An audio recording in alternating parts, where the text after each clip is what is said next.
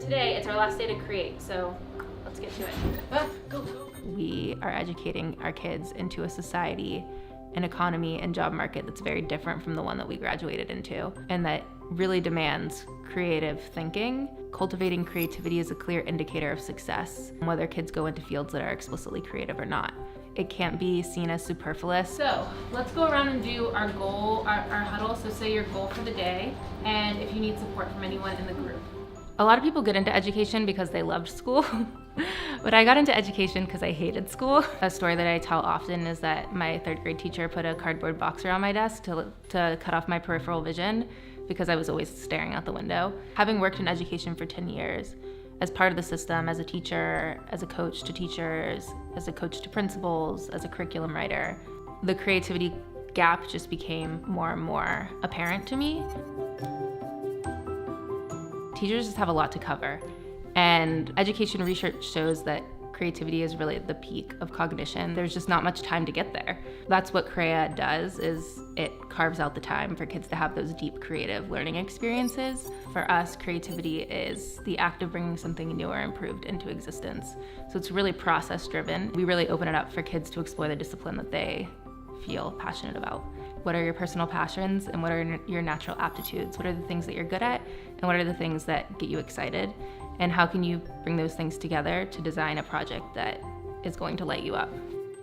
I want you to stand up and walk around the room and read these. And if you feel like you really grew in this area, if you feel like this is like something that you've really got now, you put a green.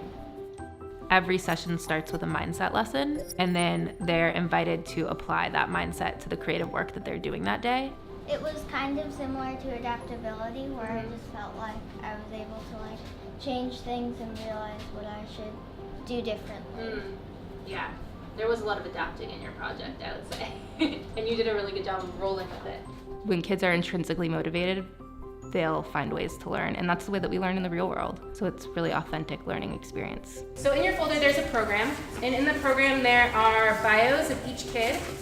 And in the bios you'll see who they are, what project they did, what they see as their creative strengths. It was really inspiring to work with each and every one of you, so I want to thank you. So I'll turn on the music and you guys are free to enjoy the project. It culminates with a showcase, a community showcase where they share their work.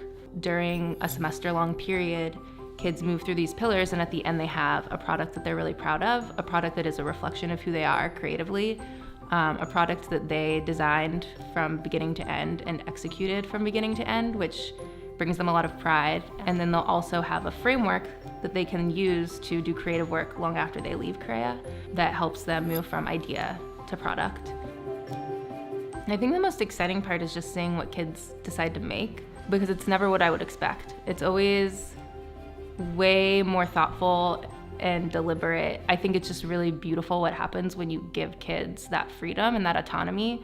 What I can pick for a kid is just not going to be as good as what they can come up with for themselves. We